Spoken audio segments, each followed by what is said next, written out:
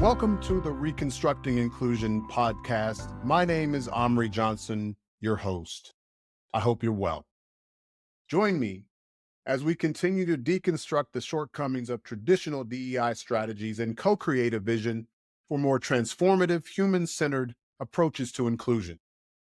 Myself and my esteemed guests will challenge the status quo, dive deep into the reactive, supplemental nature of many DEI initiatives. We'll explore how to reclaim the profound and transformational potential of inclusion as a catalyst for collective growth, empowerment, and organizational change. Season 2 of the Reconstructing Inclusion Podcast starts now. Hello, and welcome to the Reconstructing Inclusion Podcast. My name is Amri Johnson. I'm your host. Over the past, year or two, I've been on quite a few podcasts. Great questions have been asked.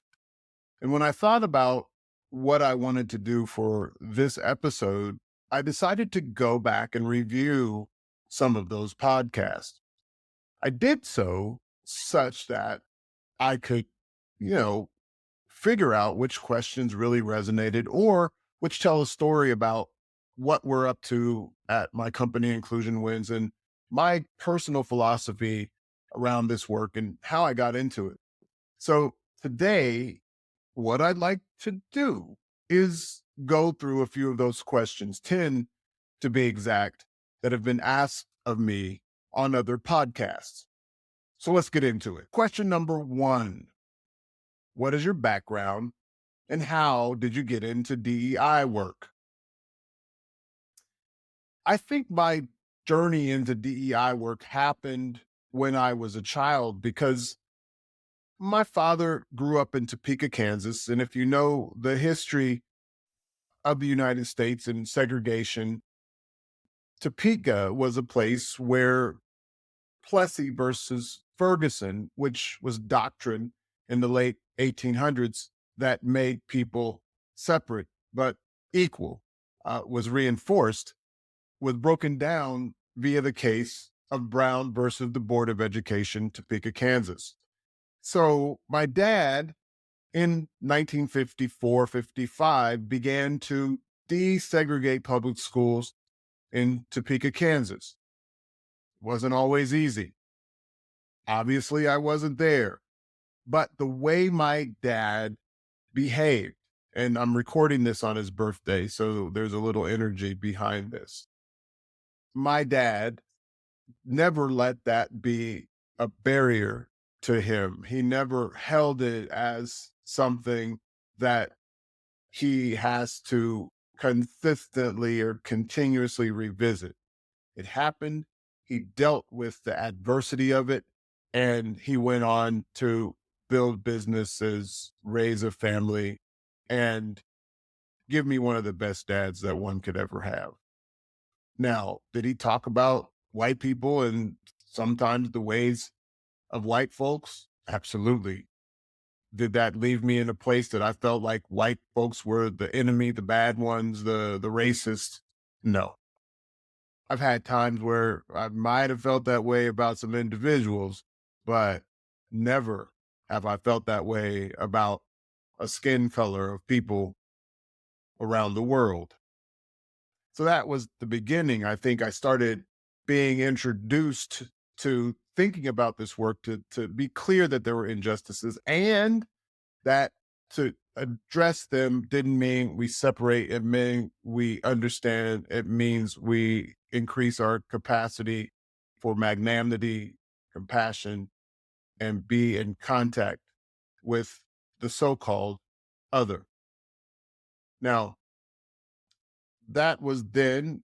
This is now. I didn't jump into DEI work because I had an adverse experience or I saw a bunch of adverse experiences amongst people that look like me. I worked in public health and I saw, and as I went to a historically Black college and I was around a lot of people in public health, I ended up getting a degree in epidemiology. I'd done public health stuff since I was in college and HIV prevention stuff. I was really involved in public health.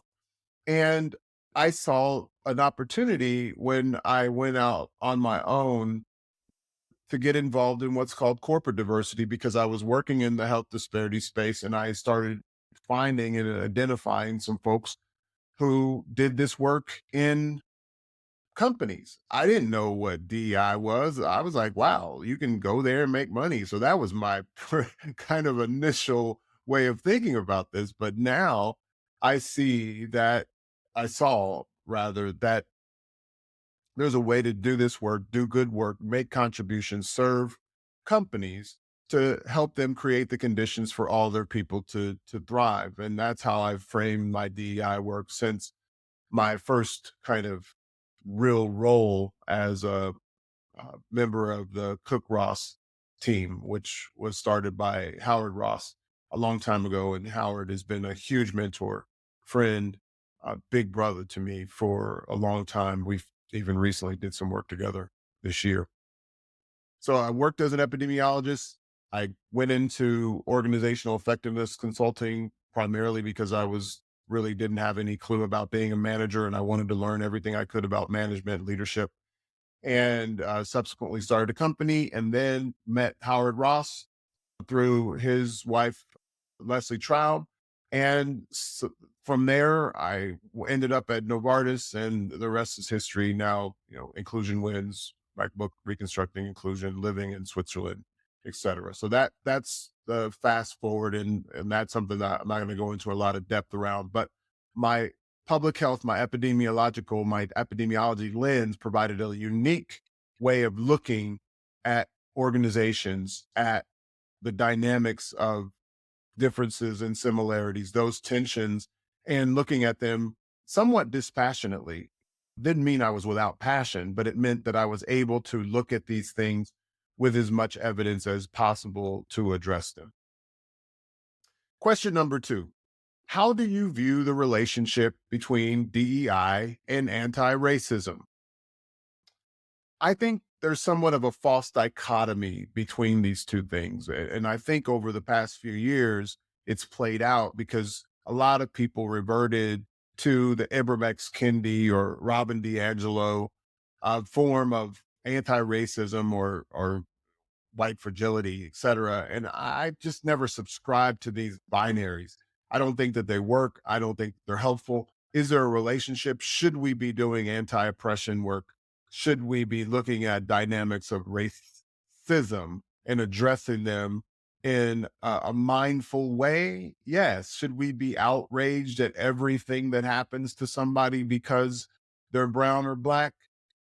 We should be outraged, but we shouldn't be outraged against another, because a lot of things happen that are intraracial that we don't get outraged about. And I think that's one of the bigger problems is we're looking for racism. We're looking for those social injustices. And I think that level of surveillance, without thinking about the surveillance that we need to have more upstream before these things happen, to me is problematic. So there's no kind of dichotomy between DEI and anti-racism. They should be together. They should be about all of us being mindful that racism exists, that these types of discrimination exist, and that they're less than they've ever been, and that to address them, it's mostly for us to go upstream to create the conditions for everybody to thrive and do that over and over and over again till we get to the place where the way of being around this is normative, not that we're trying to anti something. We're trying to perpetuate something that is always putting us in a space where everybody can do well, not just marginalized groups, even recognizing the history where there has been disparity that and gaps that we need to close. We have to do that with the lens that everybody wins if we do this well. And those who have been historically marginalized in terms of their skin color doesn't necessarily mean they're marginalized now.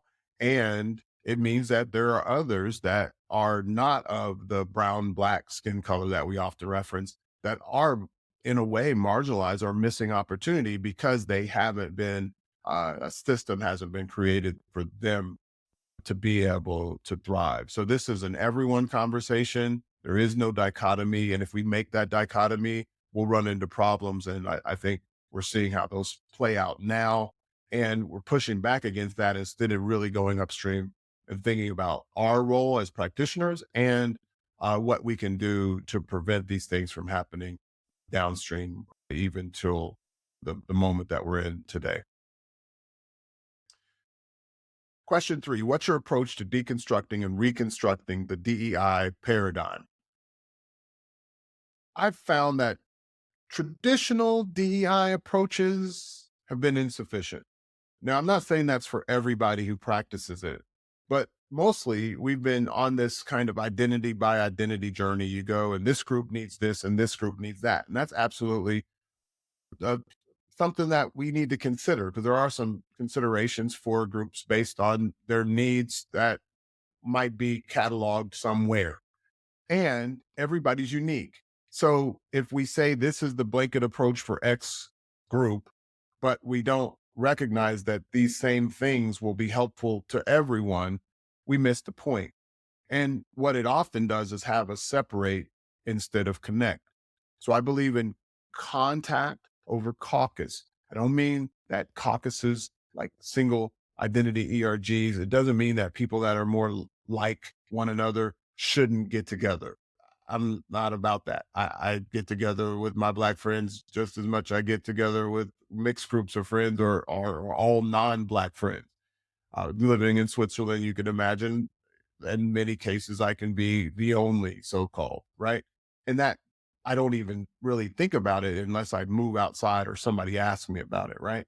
But I believe in contact, people that come across or connect across their differences, particularly around something that they share, something that they want to create together. In organizational life, this is critical. So when I think about the traditional approaches, I think they're incomplete. I think we need to move beyond just focusing on representation, because I think that's where the default is for the public, is that DEI is about hiring people that are less represented in a particular discipline or a particular company. And in a way it is, but to do that as the main thing and that becomes the focus, I think is off the mark. We need to create the conditions for this level of representation to happen sustainably. That means we're going upstream to say, all right, if we look at the numbers, how many people are training to be in these roles? How many people can take other roles in the organization that might not require that training, and then build those skills so that down the line, they become inspiration for those that might not have seen people that look like them. But it doesn't mean that we're spending all of our time trying to get these people, because what happens is you just pull folks from other companies that have those skills. There really isn't any overall tide that raises all ships. It just means we're just pulling one from the other. And that becomes this competition for them instead of creating the conditions for your company to have a robust talent pipeline that happens to be diverse because you put the energy and effort into creating those conditions over time. It takes time. It takes system reconstructing. It takes understanding that the old paradigm probably hasn't served us, and we keep having the same kind of reincarnated conversation about lack of representation, but we haven't necessarily gone upstream to the way that we need to go upstream. And so it just says, see, that's the problem. You see, you still don't have any Black people. That's a problem. And look, I know that this is going to happen, but I think if we really want to deconstruct and reconstruct the paradigm, we have to look beyond that. We have to look at integrating DEI into organizational design and making sure we build it into all of the systems in an organization, from strategy to the how power is used in the hierarchy, to how teams function, to how we reward and recognize people, and of course, in our candidate experiences. We also need to foster cultural intelligence. There's a set of skills under cultural intelligence that's very critical. And we have to understand the dynamics of our networks. That goes back to representation, as most representation gaps are often about our networks. You go to folks that have been in your 1, maybe 2 degree connections and you recruit from there. And sometimes that means going to the same schools. It means going to your old companies. And that's fantastic, but it's incomplete. And we have to look at our networks to see where are those other connections that maybe we haven't tapped into, and make sure that we build that up in a robust way that could be sustained over time. Question 4. How do you deal with resistance to DEI initiatives? Well, don't cancel people because they resist DEI initiatives or they make mistakes. Instead, let's focus on the dialogue, the learning together, creating opportunities for everyone to grow with intention. That becomes an organizational edict. This growth is sacrosanct. Everybody has to have it. And if we're missing the mark somehow, that we don't understand people's interests, then we need to do better. And that's not about those who are a certain skin tone. This is about everybody. Some people need different help and different experiences in different ways, but this is for all. So I don't really push back against resistance. I let it come. The main thing is, can you be open enough to be a beacon for dissent? Can you take in the resistance and say, wow, thank you for coming forward and sharing that perspective with me without automatically reacting? Can you be reflective in your ability to hear, to listen, to take that into account and design your work with those voices in mind, just as much as those who you might consider pro DEI?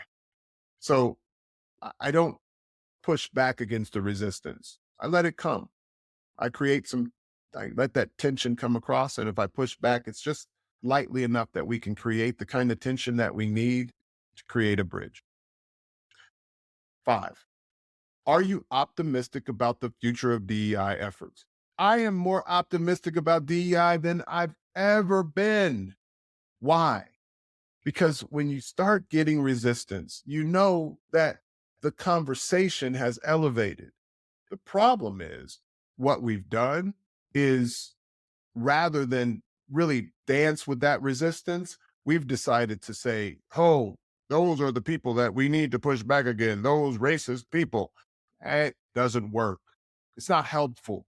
It doesn't get us to where we want to be.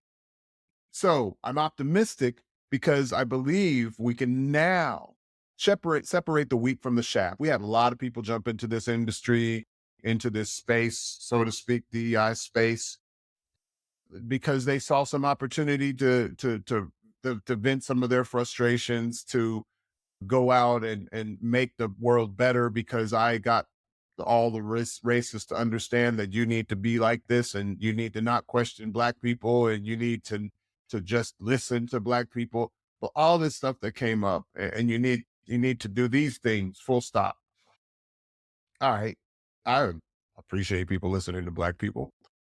And I also appreciate people saying, you know what, Amri, I don't agree with you. Actually, I appreciate that more, because I learn more when they do. And so I'm optimistic. I believe frameworks are being created. People are diving into the evidence. People are doing what they can to create the conditions for everyone to thrive. They're doing things principle centered. And we're going to move away from any ideological notions of what DEI is, because those notions, from my perspective, are the things that are creating the resistance and bad faith. There's a lot of people that resist the notions of DEI, the ideological notions, and they do it in good faith because they fundamentally believe in DEI, but they don't necessarily agree with the approach. I think now we're creating approaches that, and I know this is the case with a lot of people that I'm talking to, approaches that are accessible, meaning for everybody, that are unambiguously prioritized and that are aligned with the organization's reason for being. And when we do that, we create extraordinary value, some of it more social, others, I believe, we create a robust economic value as well. I'm not saying that there is a strong causal relationship between those things, but I think there's enough evidence to say that when people are happy, when people feel like they have supported relationships, people thrive. And if people thrive and continue to learn and grow, then your organization generally follows that. 6, how do you define diversity and inclusion? So I use the definition of Dr. Roosevelt Thomas. Dr. Thomas was a pioneer in this field. I think everybody should be reading Dr. Thomas's books. They're really so incisive that if you haven't read them and you're entering into this work, I advise you to. Dr. Thomas moved away from the notion of focusing DEI on race and gender. In fact, he wrote a book about it. I think it was in 1991. So think about that. He wrote a book called Beyond Race and Gender in the 90s. Where are we now? So his definition is any mixture of similarities and differences and their respective tensions and complexities. That's how I define diversity. Diversity is similar and different attributes. It's respective tensions and complexities. And it's not just relegated to an individual human. There's diversity in disciplines. There's diversity in the way companies are structured. There's diversity in what companies work to produce over time. It's differences in geography. So all these similarities and differences have to be taken into account. And when we do, I think we create a lot more understanding of context. And so I think similarities and differences, respective tensions and complexities, and thus the contextual dynamics that are critical for us to better relate to one another. Now, inclusion is a relational construct. I define it as any action that creates the conditions for people to thrive and for your organization to be generative. Generative organizations create thick value, that is, value just beyond the bottom line. So, inclusion is any action that creates the conditions for people to thrive and for your organization to be generative. 7, how do you approach DEI interventions? Well, my preference is not to have an intervention. My preference is to integrate this into how business gets done. If I have to do an intervention, I don't believe that we should focus on a single intervention. I think they can be counterproductive if they're not part of a larger approach. If you do an intervention or an event, for example, it should involve everyone. There should be follow-up actions and communication to ensure ongoing engagement. We need a long-term strategy that includes the communication and bringing people in to get into action. So I think single interventions, events, talks are great, and I do them. I do them. I like them. And the idea is there something behind it that can pull folks forward and make them feel like they want to push things forward together. So interventions are not one-offs. People need to be able to get into action together, preferably across differences and similarities in a way that everybody sees how it benefits the whole. 8, how do you apply systems thinking to DEI? I don't think there's any DEI that's done well without systems thinking. So, you know, everything is interdependent in organizational life. I think we have to have that systems thinking lens because it has to be integrated into all aspects of how the organization works. So I look at systems thinking as what does the system need? Where are the various spaces and elements of that system that we might be missing in terms of creating what we're working to create for the organizational culture and for obviously its people. And so there's things that we just have to recognize are there, oftentimes hidden. And when we use systems thinking, we begin to let those things emerge. And when those things emerge, we can address them mindfully and together. And people understand that they are not like optional. They're not like something that we're just doing because we have to do it. It's not just a training. It's not just a thing that we did because some other company did it. The system that we're in at that particular time is the context and history, et cetera, that needs to be taken into consideration before we design anything. And so systems thinking allows us to do that. I oftentimes go to Peter Singe's definition of leadership. Leadership is the capacity or capability for human systems to shape their future. That means if we are in action with DEI, just like with leadership, we're creating the conditions to shape the future. It means we can create more adaptability. It means we can create a different level of care, openness, safety, and trust. And we do that perpetually. We build the skills, some call them durable skills, to make sure we can maintain that from one high point to one low point and everything in between, that we continue to be able to adapt to whatever comes at us and be prepared for the next thing. Not because we anticipated it like it was absolutely going to happen, but we, in a way, had some perspection and we were prepared for whatever comes to us. That's what I believe is important to DEI where systems thinking is concerned. And it needs to be a way of being so that we just become better at being organizations, become better at creating the conditions for what we want for our organization to create immense value. 9, what's your perspective on meritocracy in relation to DEI? This is a hot topic. It's gone on for a while, and I do a lot with clients around this notion of meritocracy. We know, if you've ever read The Rise of Meritocracy by Baron Michael Young, you know that meritocracy was created as satire. The whole idea of it, we've normalized it in organizational life and in societies around the world because we've confused merit with meritocracy. Meritocracy was basically saying those who were of the aristocracy, get it? Aristocracy, meritocracy, would think that because they've had advantage for a long time, that their kids or their next generation was smarter than the ones that didn't have that advantage. And that was going to make people start thinking that if I give all my kids these advantages, these people just aren't that good. And that's why they don't get the rewards that we get. You get that? So meritocracy is a myth. The originator, who coined the phrase meritocracy, knew that, and he wanted to prevent it. Before he died, he wrote an article and said, it's not working because we've attached to this myth. Myths are ideals. Meritocracy is an ideal, but because of history and because of what Baron Young said, it's obviously an incomplete notion.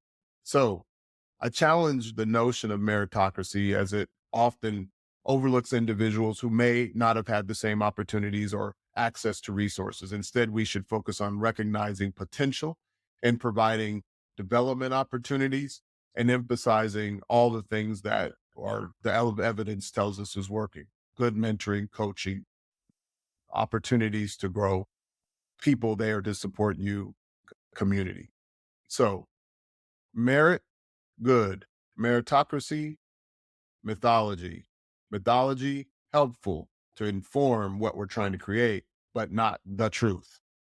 We need people to have merit. We need people to grow. We need people to put in the work to make their best contribution. And we know that some people are going to have more help. That's just true. I got help. I've been more privileged than most. Okay. So everybody gets help. Merit is good. Meritocracy is a myth. Doesn't mean it's unhelpful, but it's an ideal that we only get to if we understand that we need to create the conditions for everybody to thrive. And when we do that, doesn't mean everybody gets the same rewards, but it does mean that people can be satisfied that they put in this effort and they get a reward that's equivalent to the effort that they make. Lastly, question number 10. How do you see AI or artificial intelligence impacting DEI? I wrote a chapter on this in Reconstructing Inclusion, but this was before the advent of large language models, OpenAI, ChatGPT, all the others, right? So I didn't get into that level of depth. I did talk a little bit about artificial intelligence when it comes to things that might harm people. Talked about Joy Buliawimi's work in coded bias and some of that work before she wrote her book and her research when she was at MIT. But I think AI should be approached in a way that enhances humanity rather than compromising it. And that means you need people questioning the way that large language models are trained. You need people making sure that they're not just trained on Western ideas, which I think are by their nature incomplete. I think we have a huge opportunity to use AI for good where it comes to hiring, et cetera. But I think we need to look at how to do that. Like people are using AI to, for example, to de-individualize or take away things that have historically been discriminated against on resumes. I don't know if the evidence plays out to say that absolutely works, but people are jumping on the bandwagon to take away things like, anything that recognizes that you might be Black, including your name. And I think, that does is just pushes the can, pushes the notions out to the side to try to get something accomplished that you want is less discrimination. But we've been doing this for a while. I don't know how much it's worked. And so I'd say let all the data in, and then we can see where these disparities exist. Use all of your data and then go back retrospectively and say, what's happening here at an organizational level? Because not everybody is experiencing the same thing.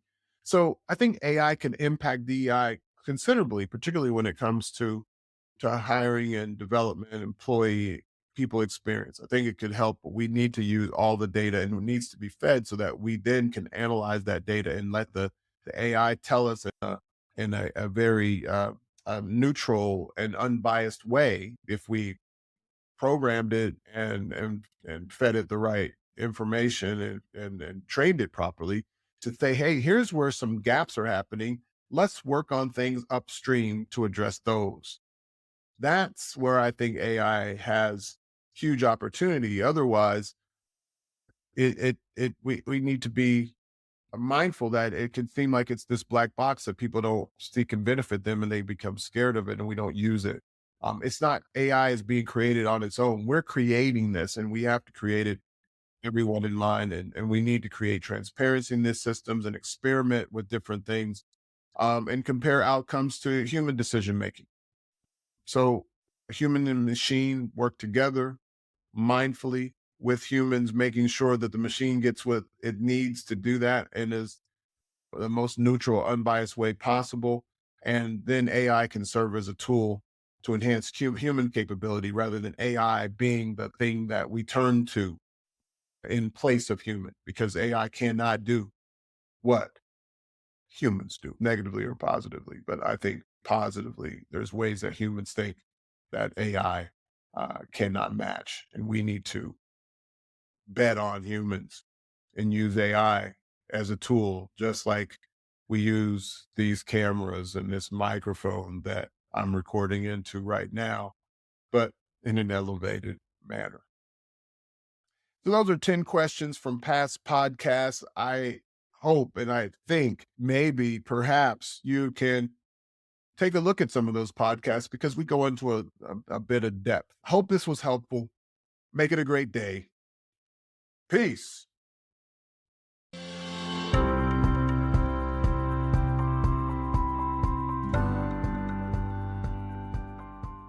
If you are committed or simply a little bit curious about how to make DEI accessible to everyone, actionable, that is, unambiguously prioritized and sustainable, aligned with personal and organizational purpose, hit the subscribe button. Make it a great day. Peace.